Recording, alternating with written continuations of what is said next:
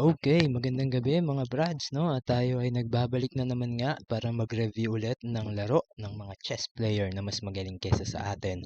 At katulad nung nabanggit natin nung nakaraang video noong inanalyze natin ang laro ni IM Nava, ni Coach Nava laban kay JM Hansen Eric. Ang susunod na laro na ire-review naman natin ngayon ay game ni Grandmaster Daniel Quezon, isa sa mga pambato ng Pilipinas pagdating sa larangan ng chess, no? At ang kalaban niya, well, walang iba kundi ang world number 2 lang naman currently, si Grandmaster Fabiano Caruana. So, wag na po nating patagalin pa ito. Tignan natin kung anong nangyari sa kanilang laro. Bullet po ito 1 minute, walang increment. Puti si Caruana, itim naman si Daniel Quezon.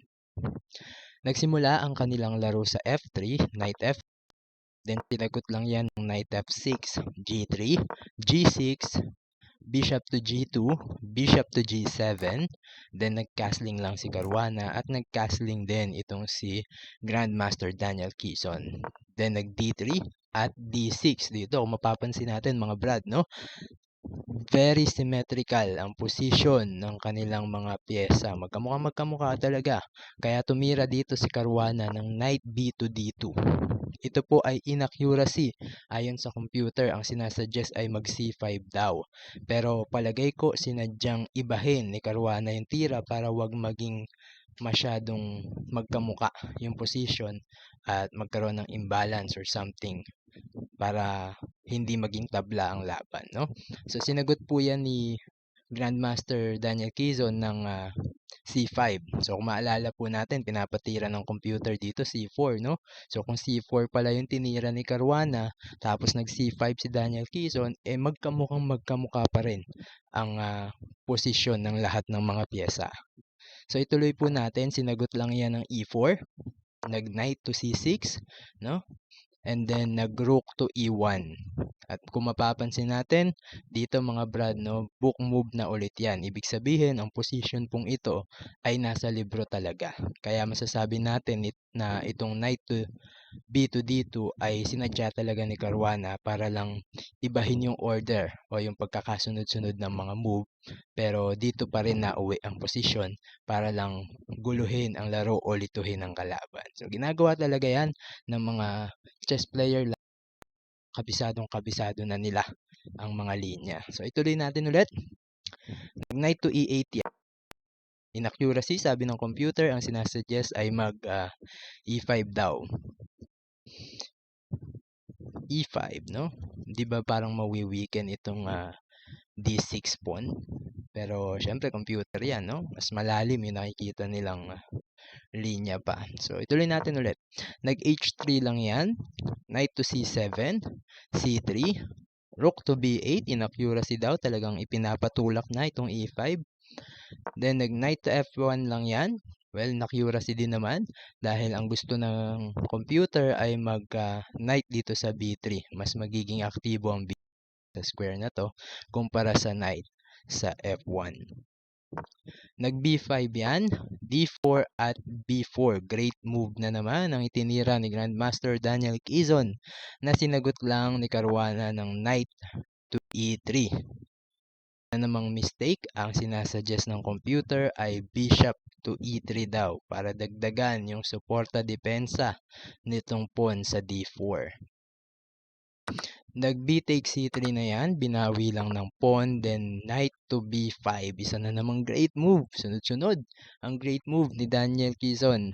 Inatake lang ang pawn, pinressure lang, bali ang umaatake dyan ngayon ay 4 na. 2 knight, isang pawn at isang bishop, samantalang ang dumidepensa dyan ay 3 lang. Isang knight, isang pawn at isang queen pa nga. So ituloy po natin, ang ginawa na lang, nag D5. Blunder, no? Dahil may kain dito sa C3. Actually, meron pang ganito eh. Bishop takes C3, mapo-fork yung dalawang rook. Actually, yun din ay isa sa mga reason ba't hindi pwedeng kainin na lang. Kasi meron bishop takes C3, mapo-fork ang dalawang rook. Pero ang pinagkaiba ng D5 kasi, kung bakit hindi na gano'n ka-effective itong bishop takes c3 kasi atakado na yung knight, no? Pero blunder pa rin dahil merong knight takes c3 kung saan maaatake ang reyna, pwersadong gumalaw yan, then nag-knight to d4. Yun lang. Sinasuggest ng computer dito sa b4 sa kabila para yung atake sa reyna ma-maintain. Kinain na yan ng kabayo, no? Siyempre, pinapalit-palit dahil medyo masikip o medyo mahirap laruin ang position dito ng puti. Actually, lamang na nga ayon sa evaluation bar. Pinalit ang kabayo, binawi yan ng pawn. Then, nag-knight to c2 lang, inatake ulit ang pawn dito sa d4. Nag-queen b6 lang, sinuportahan lang. Then, bishop to f1, lumipat ng diagonal.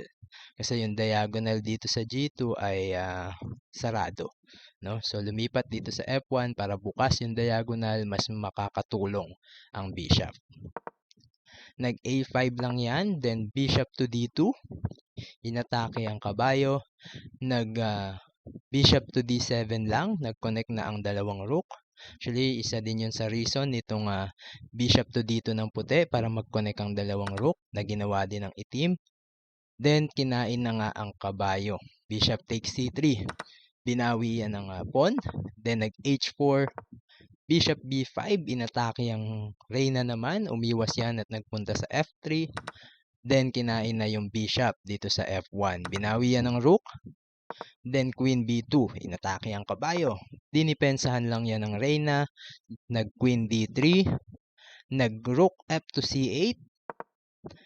King G2, umangat lang ang hari. Queen B5, pinapalit ang reyna. Ayaw ni Caruana, pumunta siya sa F3. Nag-Queen C4 lang, then H5, no?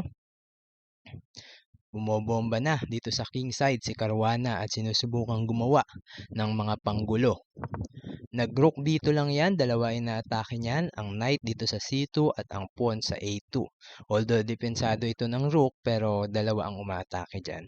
Kaya ang ginawa, nag-rook A to C1 na lang, dinipensahan na lang itong kabayo, tinikman na ang pawn sa A2 using his queen. Then knight E3, C2, tumulak lang, rook to H1, at rook to B1.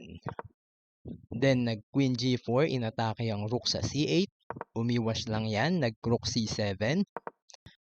Then, nag-queen E2 para dagdagan ang atake dito sa C2 pawn. Kinain na ang rook sa C1. Rook take C1. Rook take C1, binawi lang. Queen B2. Queen B2 para atakihin ba itong rook, pero basically, tatlo na yung umaatake dito sa pawn, dalawa lang ang dumidepensa, no? Kaya, kinain na yan ni Caruana. Then, binawi yan ng rook. Rook takes C2 at knight takes C2.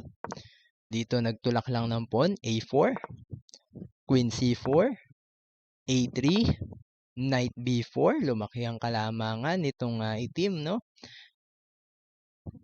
At ang sumunod na itinira, nag-bishop to D4. Kung titignan natin tong bishop to D4, ang lakas, di ba? Merong atake dito sa F2 pawn, tapos medyo gipit na ang hari dito, pero blunder or mistake daw yun para sa computer. Ang sinasuggest ng engine, mag-queen daw. Queen to D4, no? Reyna ang ilagay dito sa D4. Anyway, knight to D3 lang yan para suportahan at depensahan itong F2 pawn at the same time attacking the queen. So, nag-queen C3 yan. Great move ayon sa computer. Sinagot lang yan ng queen A6.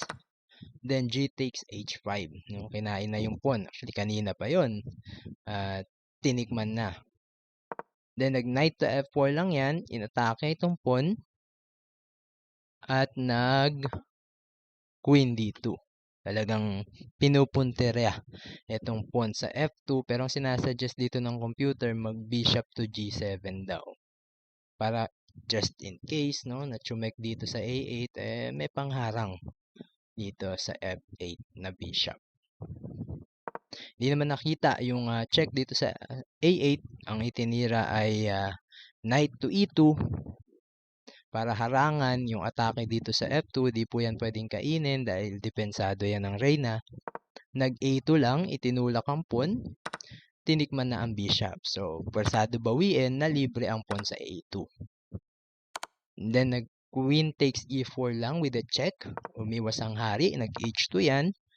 Queen F5. Queen A8 check. Ito yung kanina pa na ipinatitira ng engine. Medyo late na yan sa ngayon. King G7, Queen C6, at Queen takes F2. Check na naman. Naubos na ang pawn ng itim. Ay, ng puti. Sorry. Naubos na ang pawn ng puti, no? Ang pinakamagandang mangyari dito para sa itim ay maitrade na ang reyna. Para wala nang magawang panggulo pa ang puti. Tuloy lang natin. Medyo bilisan na lang natin dito. Nag King H3, Queen F6, King G2, Queen F5, King H2, Queen E4, then King to H3. Mistake. May mate dito sa Queen H1. No? Pag nagpunta sa Queen H1, kontrolado na tong mga square na to. Hindi rin pwede dito sa F4 dahil bantay sarado yan ng pawn. Pero hindi nakita yon ni GM Daniel Quezon with 12.7 seconds na lang at 6.7 naman itong si Caruana. Ang itinira ni Daniel Quezon ay Queen to G4 check. Nakaiwas pa yan, pumunta sa H2, H4, G takes H4, Queen takes H4 with a check na naman, then G2, nagpunta sa G2 ang King, Queen G5 check, King F2, Queen F6 check, King E2, H6, King D3, H5, King C4, Queen G6, King B5, Queen D3 check, King B6, Queen D4 check, King C7, Queen F6, King D7, H4, tulak lang ng tulak ng pawn, no? Kapag nakapromote yan, sobrang masisimplify na yung laro. Masyado nang madaling ipanalo. At nag-Queen C8 yan at dito nga, sabi ni Daniel Quezon, huli si Pabi. Queen F5, check. Di lang atakado ang pawn, pwersado pa at sigurado nang mapapalit ang reyna. Kaya nag-King D8 yan, tinikman na nga ang reyna, binawi pa yan ng king with 2.2 seconds remaining, tumira pa ng F6 at dito, hindi na tumira si Fabiano Caruana. Panalo, congratulations kay Grandmaster Daniel Quezon. Bata pa ito, marami pang mapatutunayan ito sa chess. Yan lang po. At hanggang sa susunod po muli, ako nga pala si Brad Jonathan at magkita-kita na lang po ulit tayo sa ating susunod na video. God bless us all po.